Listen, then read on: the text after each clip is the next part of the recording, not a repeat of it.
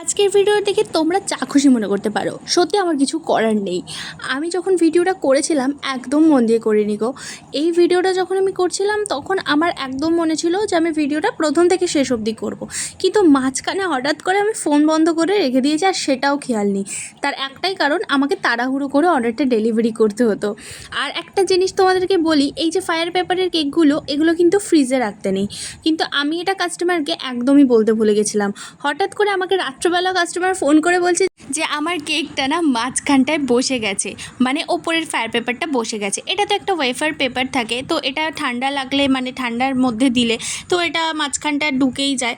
তো এই রকম হওয়ার পর আমাকে ফটোটা পাঠিয়েছে, আমি তো অবশ্যই ক্ষমা চেয়েছি। তবে সে আমাকে বললো না, দোষটা আমারও একটু বোঝা উচিত ছিল, বা তোমাকে জিজ্ঞাসা করা উচিত ছিল।